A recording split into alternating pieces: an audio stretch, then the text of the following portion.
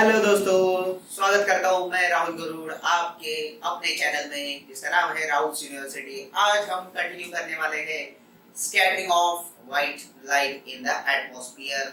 Okay, तो scattering of light क्या होता है? स्कैटरिंग जैसे वर्ड में ही मीनिंग होता है, स्कैटर्ड का मीनिंग क्या होता है? Anything which is dispersed. Okay, एक पैटर्न से अगर डिस्पर्शन हो रहा है या फिर वहां पे डाइवर्जन हो रहा है तो उसको कहते हैं हम स्कैटरिंग। ठीक है, तो लाइट का स्कैटरिंग कैसे होता है ये आज के वीडियो में हम देखने वाले हैं।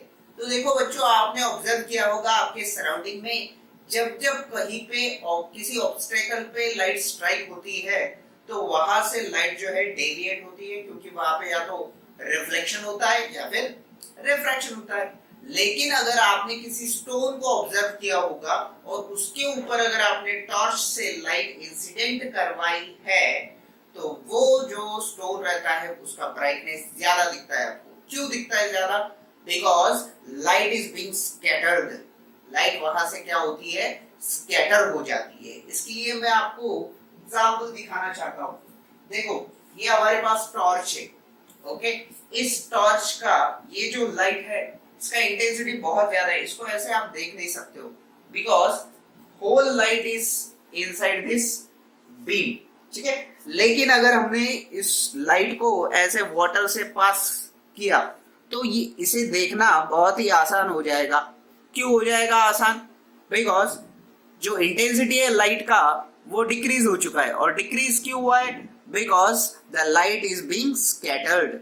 तो स्कैटरिंग होने की वजह से लाइट का जो इंटेंसिटी है वो कम हो जाता है। लाइट का इंटेंसिटी कम हो जाएगा मतलब उसका एनर्जी क्या हुआ है? कम हुआ है। तो जब जब लाइट किसी ऑब्स्टेकल को स्ट्राइक होगी तो लाइट जो है डिफरेंट डिफरेंट डायरेक्शंस में डेविएट हो सकती है।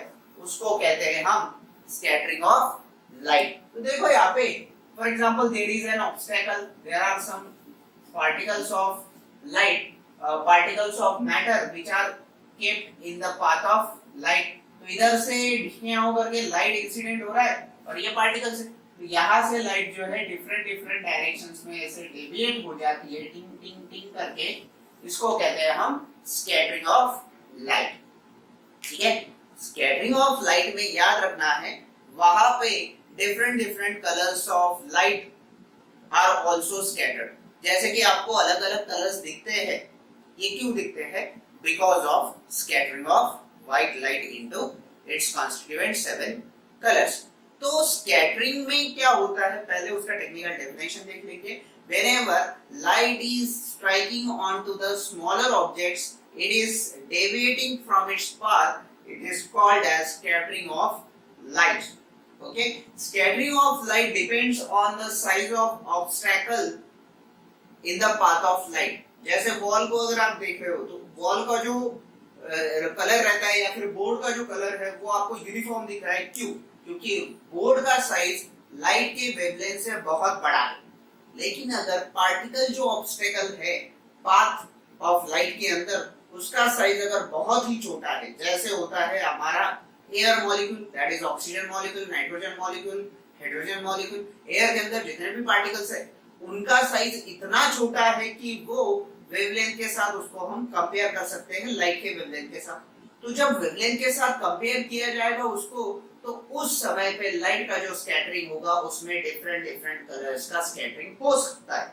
ठीक है, अगर स्मॉलर साइज के पार्टिकल्स पाथ ऑफ लाइट में हैं तो सबसे पहले ब्लू कलर का स्कैटरिंग होता है। छोटे वेवलेंथ वाला कलर ज्यादा स्कैटर होता है पहले, फिर जैसे जैसे स्कैटरिंग बढ़ता जाएगा सारे कलर स्कैटर होते होते बाद में लास्ट में स्कैटर होता है रेड कलर। ठीक है, ये कब पॉसिबल है? जब size of the particle of the atmosphere or obstacle is very very small, that is comparable to the wavelength of light. अगर उसका साइज बहुत बड़ा है, ऑब्स्टेकल का साइज बहुत बड़ा है, तो वहां पे स्कैटरिंग नहीं होती है लाइट की। जैसे यहाँ पे दो बल्ब्स है, इसके आगे हमने पेन पकड़ के रखा है, यहाँ पे स्कैटरिंग ऑफ लाइट नहीं हो रहा है because size of the pen is very higher or larger compared to wavelength of white light. तो स्कैटरिंग समझ में आया? किसी भी ऑब्स्टेकल के ऊपर जब लाइट इंसिडेंट होती है, छोटा ऑब्स्टेकल अगर है तो अलग डायरेक्शन में डिस्पर्स हो जाती है वो उसको कहते हैं हम स्कैटरिंग ऑफ लाइट। अभी स्कैटरिंग ऑफ लाइट जो एटमॉस्फेयर के अंदर हो रहा है उसकी वजह से बहुत सारे इंटरेस्टिंग फेनोमेना हो रहे हैं बच्चों। वो कौन से हैं? That is blue colour of sky is due to scattering of light in the atmosphere. आपको अब तक सवाल होगा कि आसमान नीला क्यों है, पानी गीला क्यों है और इंसान जिंदा क्यों है। ठीक है, तो वैसा ही है, blue colour of sky is due to scattering of light in the atmosphere. Red colour of sky or the sun at the time of morning or evening is also due to scattering of light in the atmosphere. White sky at the noon, ठीक है, नून time पे या फिर दोपहर के समय में जो स्काई रहता है, जो आसमान रहता है, वो आपको व्हाइट कलर का दिखता है। Why this is so?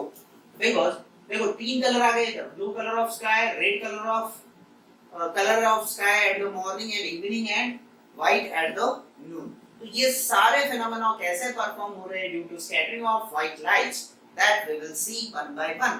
तो सबसे पहले आसमान की बात करेंगे, why the sky colour is blue. ठीक है, तो लाइट जो होती है वो सन से एटमॉस्फेयर की तरफ आ रही है। ठीक है, सपोज ये आपका अर्थ है, अर्थ का ये आपका एटमॉस्फेयर है, इधर सन है, सन इज सेंडिंग व्हाइट लाइट। सन की तरफ से जो लाइट आ रहा है उसमें व्हाइट लाइट भी है, यूवी रे भी है, एक्स रे भी है, गामा रे भी है, स्पेक्ट्रम ऑफ व्हाइट लाइट में आपको पता ही हो।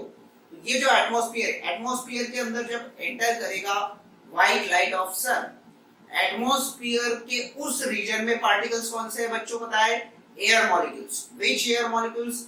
Mostly nitrogen and oxygen is there. Why nitrogen and oxygen is there?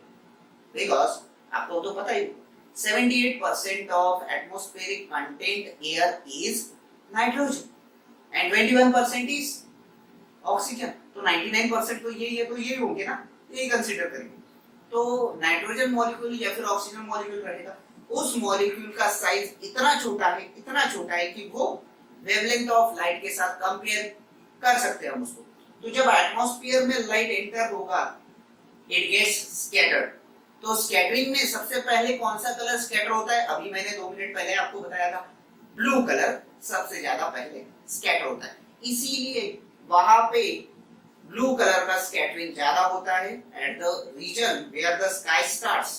Okay, और ब्लू कलर का स्कैटरिंग होने की वजह से हम जब ऊपर देखते हैं तो हमें स्काई जो होता है वो ब्लू कलर का दिखता है। समझ में आया बच्चों? whenever light from sun is coming into the atmosphere, the molecules of atmosphere in the sky region is in size is in comparable range with the wavelength of white light, due to which blue color of white light is being scattered more. That's why we see sky as a blue color region.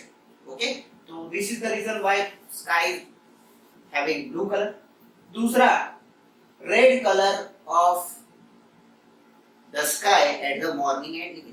Morning के time पे और evening के time पे अगर आप आजकल जल्दी से उठ रहे हो या फिर जल्दी तो उठ नहीं सकते हो तो शाम को ये ऑब्जर्व करोगे आजकल, क्योंकि क्या हो रहा है आपको पता ही है, लॉकडाउन की वजह से सब रात में लेट सोते हैं, दिन में 12-12 बजे तक सो रहे हैं, तो उस वक्त तो आप ऑब्जर्व नहीं कर सकते हो। तो ऑब्जर्व करने के लिए मैं आपको समय देता हूँ शाम का।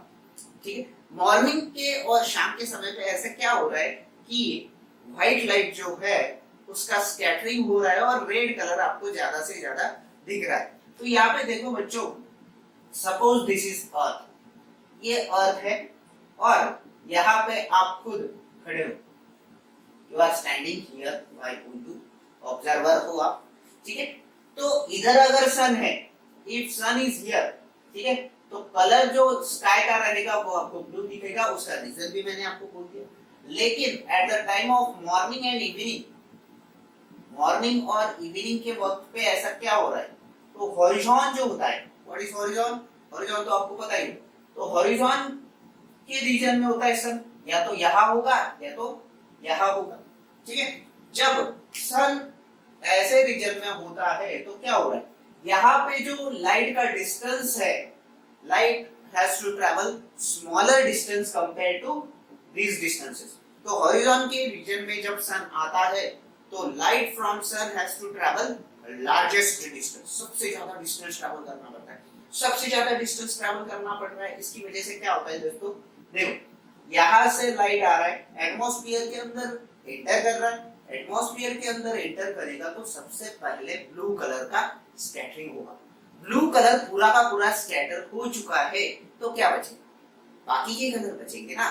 फिर ऑरेंज स्कैटर होगा, फिर ग्रीन भी स्कैटर होगा। सब कुछ स्कैटर होने के बाद लास्ट वाला कलर कौन सा बचेगा, आपको बताइए, लास्ट वाला कलर बचेगा रेड। ओके, तो रेड कलर बचेगा। That's why at the time of morning and evening sun or the sky appears red in colour. इसको अगर आपको एग्जाम में इसका जवाब लिखना है तो कैसे लिखोगे, eight the time of morning और evening sun is at largest distance from observer. Whenever light from sun is entering into atmosphere, it has to travel largest distance. So one by one, blue, green, orange, all the colors are one by one scattered fully, and the remaining color is a red color, which observer sees at the time of morning and evening. That's why the sky or sun appears red in color at the time of morning and evening. ठीक है, बढ़ते हैं आगे की तरफ। नून के time पे, नून मतलब क्या होता है, 12 बजे का समय या फिर आफ्टरनून का टाइम, उस समय पे स्काई जो होता है वो व्हाइट कलर का दिखता है। व्हाट इज द रीजन, तो रीजन देखो बच्चों, एट द टाइम ऑफ नून, नून के टाइम पे सन ऐसे ओवरहेड होता है, ऑब्जर्वर के एकदम सर के ऊपर ही होता है। आपने तो देखा होगा, ऐसे देखोगे तो दोपहर समझ में आती है, ऐसे देखोगे, ऐसे देखोगे तो या तो मॉर्निंग या तो इवनिंग, लेकिन ऊपर देखना है तो आफ्टरनून, तो ओवरहेड होगा ऑब्जर्वर की। तो यहाँ से जो लाइट होता है उसको सबसे कम डिस्टेंस ट्रैवल करना है। यहाँ से आफ्टरनून के टाइम पे जो डिस्टेंस कवर करना है लाइट को, वो स्मॉलेस्ट है, सबसे कम। यहाँ पे लार्जेस्ट था, यहाँ पे स्मॉलेस्ट है। तो सबसे कम डिस्टेंस अगर उसको ट्रैवल करना है तो वो एटमॉस्फेयर के अंदर सन से लाइट एंटर होगी, लेकिन उसका स्कैटरिंग होने से पहले ही वो ऑब्जर्वर के आईज में घुस जाएगी। आईज में घुस जाएगी तो इमेज फॉर्मेशन हो जाएगा, उसको देखेगा कि ये जो लाइट है ये व्हाइट लाइट है, because the light has travelled smallest distance eight the time of afternoon. That's why sky appears white in colour eight the time of afternoon. Okay, तो तीनों का जो रीजन है वो आपको समझ में आया होगा, ऐसा मैं मानता हूँ। अगर नहीं समझ में आया तो रिपीट वीडियो को देखो। Why the sky color is blue? Why the sky color is red at the time of morning and evening? Afternoon के समय पे स्काई का कलर व्हाइट क्यों है? ये सारे रीजंस आपको एग्जाम में 2 या 3 मार्क के लिए एक्सप्लेन करने के लिए वन बाय वन आपको पूछा जा सकता है। ठीक है, why sky colour is blue, red और व्हाइट, उसका एक्सप्लेनेशन करने के लिए कोलाइडल सॉल्यूशन का स्कैटरिंग का एक्सपेरिमेंट होता है, वो हमारे चैप्टर का लास्ट पॉइंट है, वो देखेंगे और हमारा चैप्टर हो जाएगा कंप्लीट। तो स्कैटरिंग में ब्लू कलर और रेड कलर का स्कैटरिंग ऐसे होता है, डिस्टेंस के ऊपर कैसे डिपेंडेंट रहता है, वो सब कुछ देखने के लिए हम स्कैटरिंग का एक एक्सपेरिमेंट परफॉर्म करेंगे। ठीक है, तो इसमें हमने क्या किया है, एक सोर्स लिया है लाइट का और 2 लेंसेज लिए हैं L1 L2 के। ठीक है, L1 L2 नाम है लेंसेज का। एक कोलाइडल सॉल्यूशन ले रहे हैं हम, वाटर के अंदर सोडियम थायोसल्फेट सॉल्यूशन बनाया है, डाइल्यूट सॉल्यूशन रहेगा, उसको बोलते हैं हम कोलाइडल सॉल्यूशन। कोलाइडल सॉल्यूशन ऐसा सॉल्यूशन होता है जिसके अंदर सस्पेंडेड पार्टिकल्स रहेंगे। नींबू पानी तो आपने पिया ही होगा, नींबू पानी के अंदर जो पार्टिकल सस्पेंडेड दिखते हैं, ऐसे सॉल्यूशन को कहते हैं हम कोलाइडल सॉल्यूशन।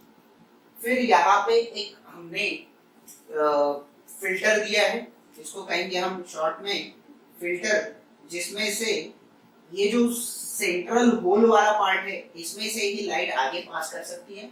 आगे पास करके दूसरे लेंस पे सिलेक्ट करके स्क्रीन के ऊपर हम ऑब्जर्व करेंगे कि कलर ऑफ लाइट क्या आने वाला है। तो पहले क्या होगा बच्चों, सोर्स जो है उसको हम इलेक्ट्रिसिटी देके लाइट इमिट करवाएंगे, तो उसमें से ऐसे बीम्स लाइट के इमिट होंगे जो लेंस के फोकस के ऊपर रखा है। ठीक है, तो ये जो दिखियां करके ऐसे रेज इंसिडेंट हुए हैं, आगे जाके वो पैरेलल चले जाएंगे, ठीक है, ऐसे dish dish dish dish dish करके पैरेलल हो जाएंगे। ऊपर वाला जो रे है उसको तो कुछ होगा नहीं क्योंकि वो सॉल्यूशन से नहीं पास हो रहा है, डायरेक्ट सीधा फिल्टर के ऊपर स्ट्राइक हो जाएगा। दूसरा जो रे है वो भी ऐसे सीधा निकल जाएगा और ऑब्स्टेकल के ऊपर रुक जाएगा। लेकिन ये जो रे है वो होल के अंदर से जा रहा है तो लेंस के ऊपर भी स्ट्राइक होगा आगे के और स्क्रीन के ऊपर भी चला जाएगा। फिर तीसरा जो रे है इधर वाला, ये भी इधर फिल्टर हो जाएगा और फोर्थ वाला रे, फिफ्थ लास्ट वाला जो रे है वो भी उधर फिल्टर हो जाएगा। ठीक है, तो यहाँ पे देखो बच्चों, सोर्स लाइट इमिट कर रहा है, लेंस के ऊपर पहले स्ट्राइक हो रहा है, फिर कोलाइडल सॉल्यूशन से लाइट पास होके फिल्टर में से होके स्क्रीन के ऊपर हम उसका ऑब्जर्वेशन कर रहे हैं कि हमें कौन सा कलर मिलने वाला है। तो यहाँ पे देखो बच्चों क्या होता है, कोलाइडल सॉल्यूशन एक सस्पेंडेड पार्टिकल्स का सॉल्यूशन है, मतलब ये एक एटमॉस्फेयर का काम कर रहा है। जैसे एटमॉस्फेयर के अंदर हमें ब्लू कलर ऑफ स्काई दिख रहा है, red colour eight the morning evening दिख रहा है, क्यों दिख रहा है वो? Because of suspended particle in the atmosphere. यहाँ पे प्योर वाटर होता तो स्कैटरिंग होता ही नहीं है क्योंकि water molecule is very large in size. लेकिन ये कोलाइडल सॉल्यूशन होने की वजह से सोडियम थायोसल्फेट के जो पार्टिकल्स रहेंगे they are very smaller in size. यहाँ से जब लाइट एंटर होगी सॉल्यूशन के अंदर उसका स्कैटरिंग स्टार्ट होगा। स्कैटरिंग स्टार्ट होगा तो इस रीजन में देखो, इस रीजन में ज्यादा से ज्यादा कलर आपको दिखेगा ब्लू कलर, ये एक्सपेरिमेंटली प्रूव्ड है। और ये जो लेटर वाला सेक्शन रहता है इधर, इधर आपको दिखता है रेड कलर। तो इससे आपको क्लियर हो जाता है कि अगर स्कैटरिंग जब शुरू हुआ है तब जो कलर आप देखते हो वो होता है ब्लू, और स्कैटरिंग जब आगे की तरफ बढ़ते जाता है तो ब्लू से रेड के तरफ अलग अलग कलर आपको दिखते हैं। यही हो रहा है एटमॉस्फेयर के अंदर। ब्लू कलर ऑफ स्काई हमें तब दिखता है जब स्कैटरिंग से ब्लू लाइट का हुआ है, लेकिन मॉर्निंग और इवनिंग में क्योंकि डिस्टेंस लार्जर है स्कैटरिंग होगा रेड कलर का, क्योंकि पूरे लाइट के कलर स्कैटर हो जाएंगे, बचेगा रेड जो दिखेगा।